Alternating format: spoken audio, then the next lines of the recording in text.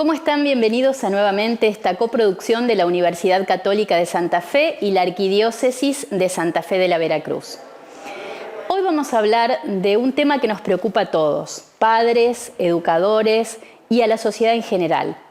El fenómeno de la ludopatía en niños y adolescentes ha despertado un debate en la sociedad en torno al uso responsable de las tecnologías.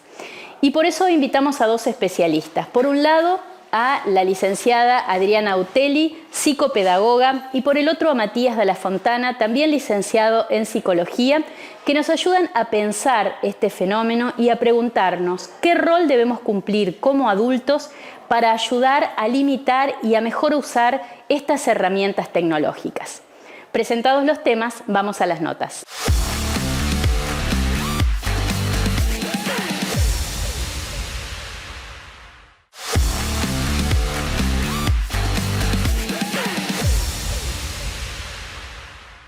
Recibimos ahora a la licenciada Adriana Autelli.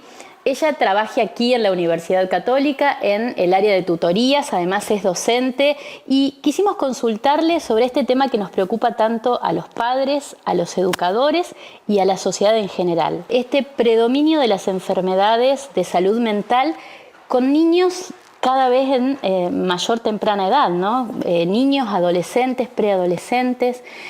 Adriana, ¿qué hay detrás de estos problemas de salud mental? ¿Las redes sociales están impactando el uso de las tecnologías en la salud mental de nuestros niños? Lo que están demostrando las investigaciones es que sí, es que son cuestiones que se puede evidenciar correlación, que tienen que ver con la cantidad de horas que pasan los chicos, porque tenemos que decir chicos chiquitos de primaria, ¿no? También los más chiquititos, porque en el hogar se da el uso del celular de la mamá o el celular chupete que comentábamos hoy. Tiene que ver con la cantidad de tiempo que los niños tienen frente a los celulares o a los dispositivos y con, digamos, el impacto social que tiene la tecnología a todo nivel, en este caso con respecto a la crianza, ¿no? Y al desarrollo normal o esperable de los niños y de los adolescentes.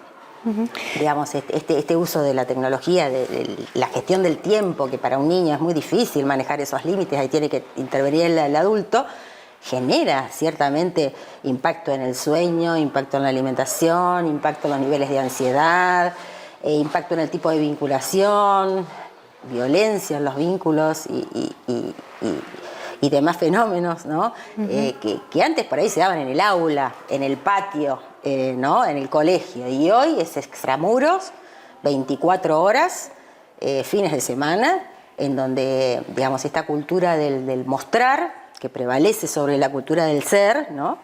Los impacta directamente, porque uno antes no se enteraba si había otros grupos que se reunían, y ahora uno ve las fotos, ¿no?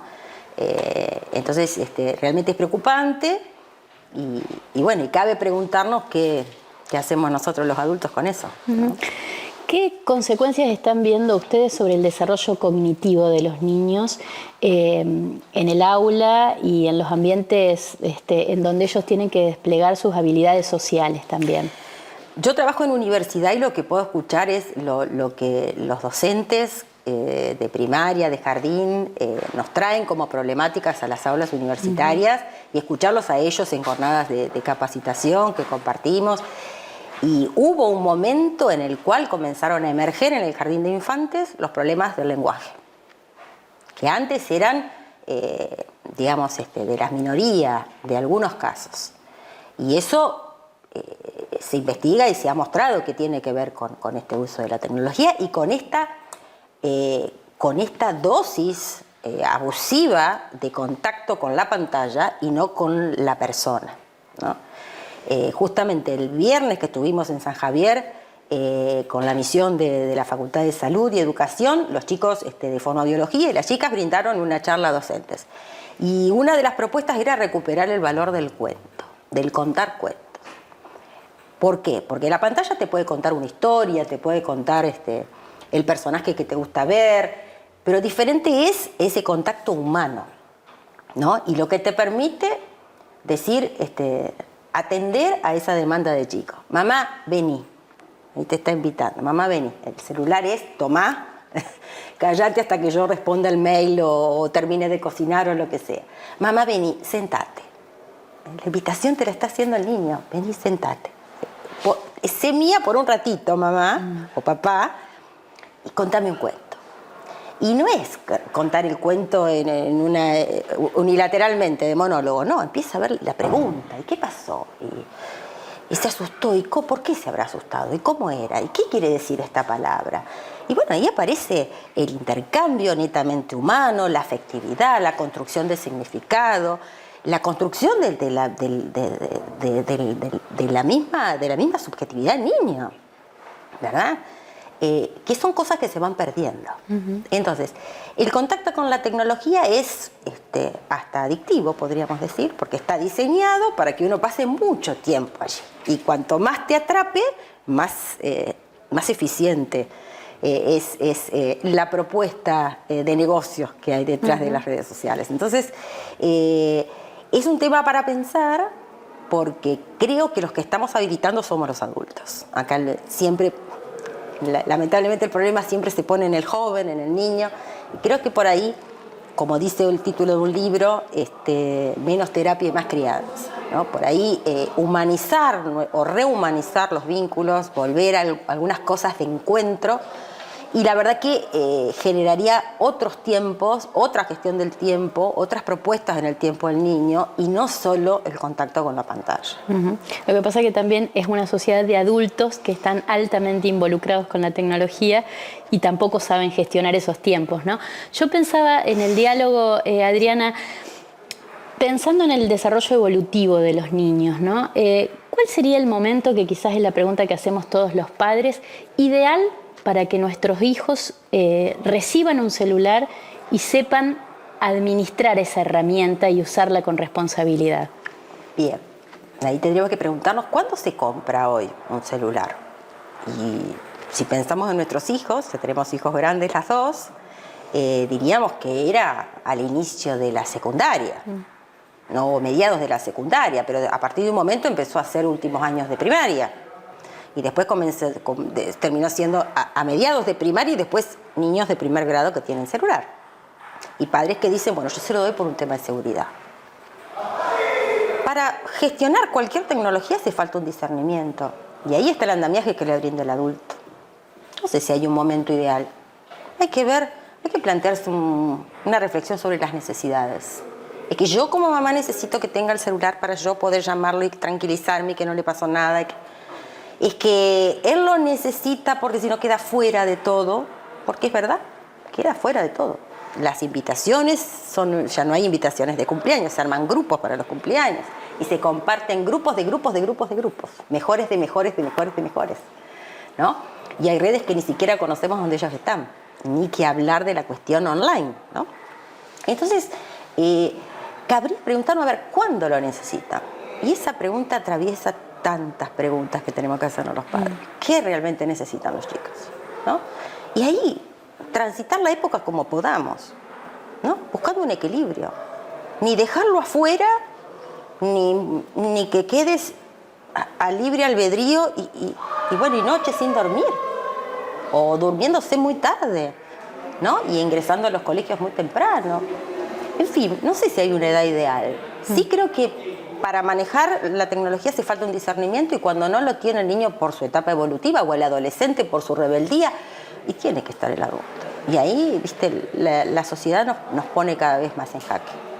Cada vez estamos más cansados, porque es la sociedad de los padres cansados, ¿no? Que atienden múltiples cuestiones laborales, afectivas, de vinculares, nuevas estructuras familiares, y bueno, eso genera también un encuentro con el niño un poco más desgastado. Y a veces toma la tablet, toma el celular, resuelve una coyuntura, ¿no? Mamá está cansada. A veces somos los papás los que estamos todo el tiempo con el celular. Y el trabajo se viene con nosotros, y los amigos, y miro videos, porque es adictivo, tenemos que confesarlo. todos luchamos contra esa adicción. Porque uno comienza, lo que sucede es que generacionalmente tenemos otras herramientas, que hoy los chicos no la tienen. Todavía nos interesa o nos ilusiona tener unas vacaciones con un par de libros que no leímos durante el año porque no tuvimos tiempo. Y bueno, de algún modo ese legado tiene que llegar, porque es la vía regia para una verdadera libertad. Todas estas cuestiones son condicionamientos muy fuertes, por no decir determinantes, que es una palabra jorobada, ¿no? Pero realmente es liberarlos, porque todo lo lleva por ahí. Así es. Bueno, podríamos seguir charlando, nos queda poquito tiempo, pero me gustaría preguntarte, para que no nos quedemos con esta desesperanza o este determinismo sobre los tiempos que nos tocan vivir. ¿Qué podríamos cambiar como adultos, que somos los que hoy nos toca acompañar y educar a los niños de esta generación? Bueno, es una pregunta difícil, pero por ahí podríamos facilitarla respondiendo ponernos de acuerdo. Ponernos de acuerdo papá y mamá, ponernos de acuerdo papá, mamá y docentes, ponernos de acuerdo entre los padres, porque cuando hay unidad de criterios, la cosa funciona. Lo que siempre buscan los chicos es un intersticio por el cual colarse, ¿no? Entonces, si nos ponemos de acuerdo, es recuperar las alianzas, es superar el individualismo. Ahora está de moda la frase "nadie se salva solo", por una serie que está muy en boga, pero convengamos, es un mensaje mucho más antiguo, pero es la idea. A ver, tu hijo tiene el problema, el mío también. Si nos ponemos de acuerdo, quizás juntos podemos hacer fuerza, y en vez de que sea en tercer grado, que sea en séptimo. La macana es que tenés que ir contra cultura, el mensaje es muy contracorriente, no es el ya, ¿está? Ni tampoco, digamos, mi alegría de poder darle esto a mi hijo. Es realmente un desafío muy grande, más que para ellos, para nosotros. A ver, ¿cómo transitamos esta era de padres cansados, pero tienen que ser padres hiperpresentes, padres coherentes, padres unidos, padres aliados, ¿no? Y si pensamos en eso, a veces estamos, mamá y papá, medio lejos de unidad de criterios. Bueno, con el docente también la relación un poco desgastada, con la escuela a veces también algunas cuestiones que no ayudan. ¿A quién? Al protagonista de la historia, a nuestros hijos, a nuestros alumnos y demás. Nosotros también en la universidad tenemos adolescentes, también luchamos en las clases, con los celulares, por su atención. Este es un desafío y hay que transitarlo. En esto no hay receta, hay que disponerse, humildemente. Adriana, muchísimas gracias.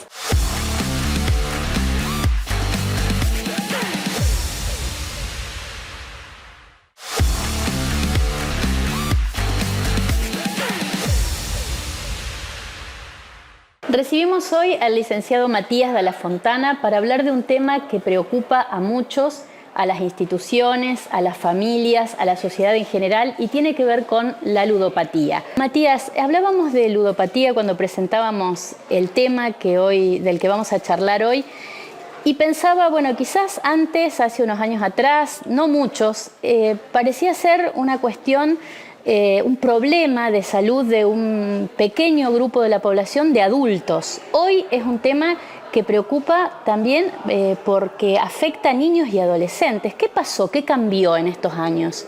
Evidentemente, el mundo está tomando nota a partir de padecimientos, de lo que se puede diagnosticar como trastornos, entre ellos la ludopatía, pero hay que hablar verdaderamente de una pandemia de trastornos de salud mental.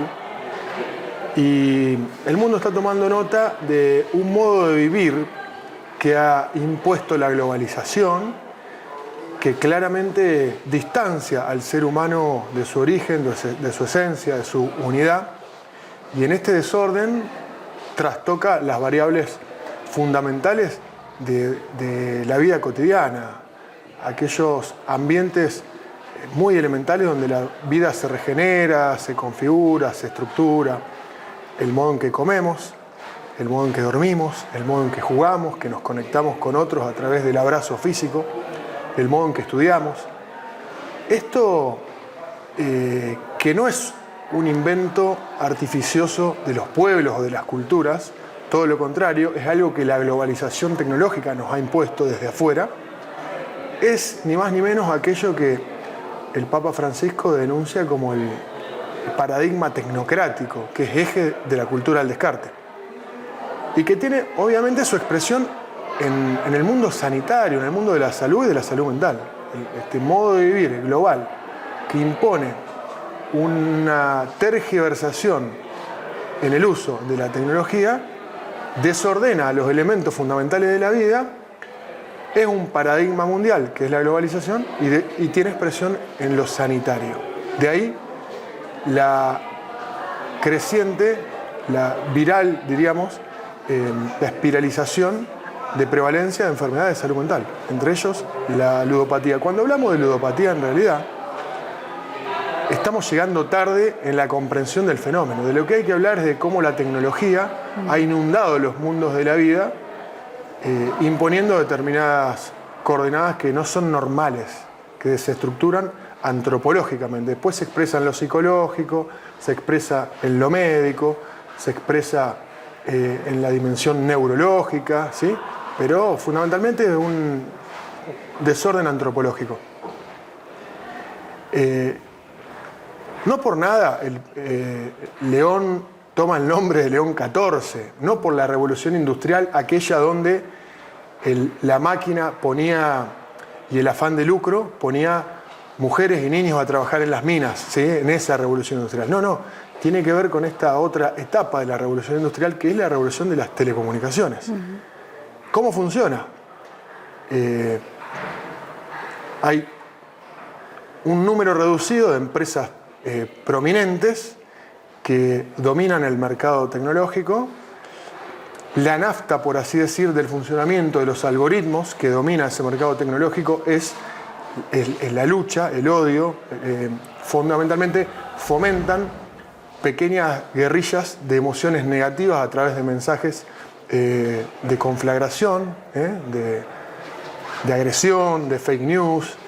Y esta es fundamentalmente la matriz que le dan a los contenidos estas grandes estructuras que lo que hacen es trastocar nuestro modo, como decíamos, de comer en familia, nuestro modo de jugar, nuestro modo de ir al club, nuestro modo de jugar en la plaza, nuestro modo de dormir, y se configura en una especie de crisis ecológica, porque en realidad es toda una ecología lo que propone este nuevo mundo de las comunicaciones. Claramente está asociado de manera directa, causal, no quiero decir lineal, pero sí directa, con la depresión, con la ansiedad, que son los fenómenos prevalentes de la época, y dentro de ese piso aparecen las adicciones.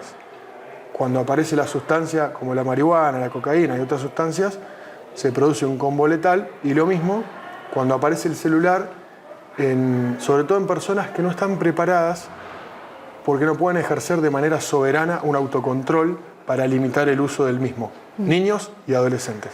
Así que hablar de ludopatía es tarde, lo que habría que hablar es de este nuevo enemigo que nos pone en ciernes de un colapso ambiental, que no es el colapso ambiental solo por el aire, por el agua o por el mal uso de la tierra, sino por cómo la tecnología desordena nuestros ambientes naturales donde la vida se debe recrear.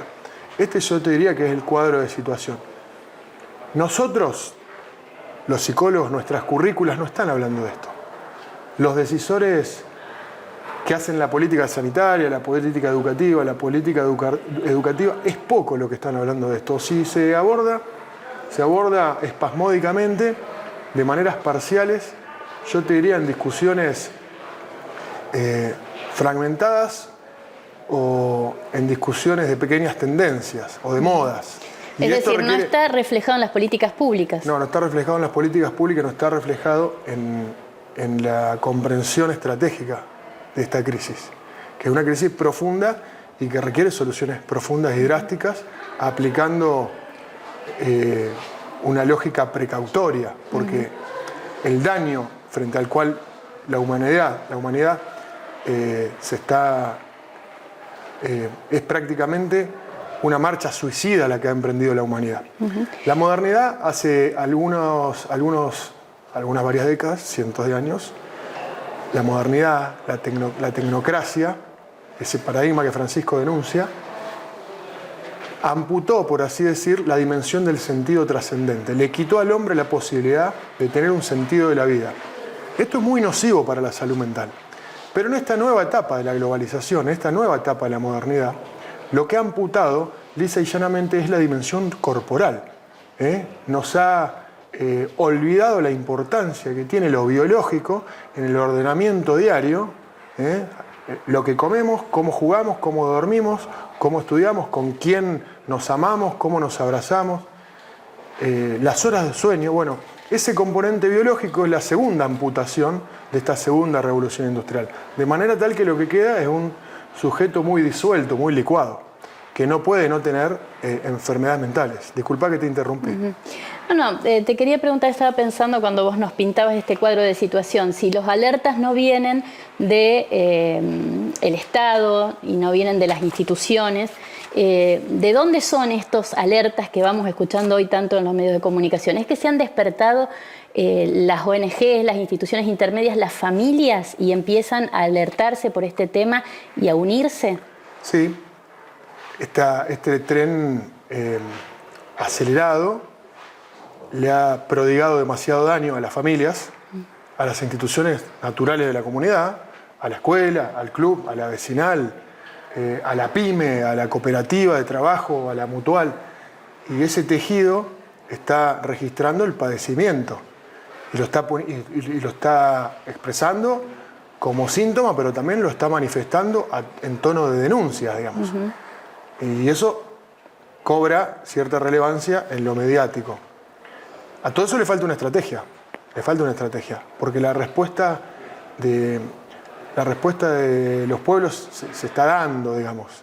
Hay una toma de conciencia, como se dio en el caso de la década en que hubo una firme toma de posición y una autoridad ejercida por parte de los estados en relación al cigarrillo, pero eso fue concomitante con una sociedad que se apropió de ese concepto de que hay lugares donde fumábamos que no se fuma más, y el cigarrillo es cancerígeno y mata a los bebés en el seno materno y trae un montón de enfermedades derivadas como las cardiopatías, complica la diabetes, etcétera, de problemas circulatorios. Bueno, la sociedad se apropió a partir de una convicción y ese modo de conjugar la reconstrucción de la autoridad por parte de los gobiernos con una sociedad que le da legitimidad es la manera en que los cambios se pueden dar siempre desde abajo para arriba, porque se tienen que dar desde abajo para arriba, que es como está ocurriendo en relación a la droga y al daño que hacen los celulares mal utilizados, porque en esto es importante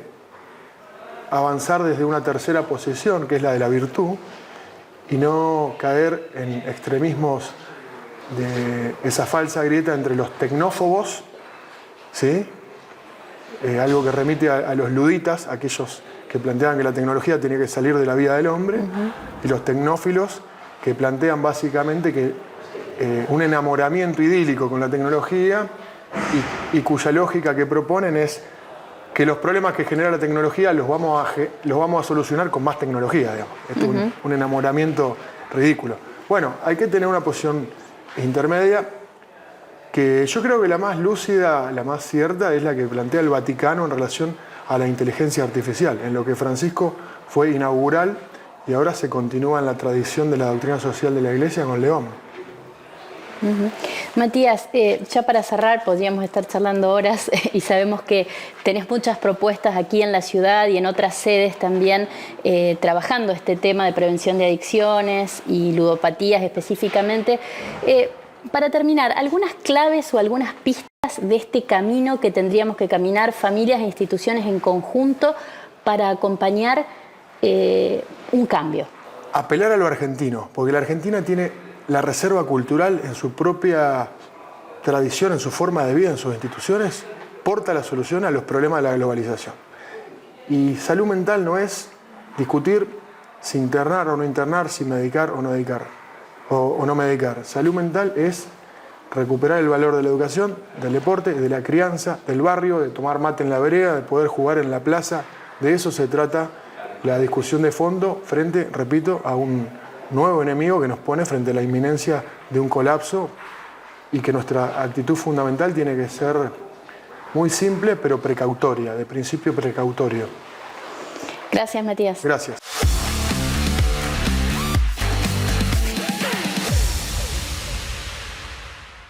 Llegamos así al final de nuestro programa. Agradecemos a la producción hoy. Hicimos una larga tarde de grabación, así que muchas gracias a Tina, a Virgi, a Salva, a Nico y a la gente también aquí de la librería que nos estuvo acompañando.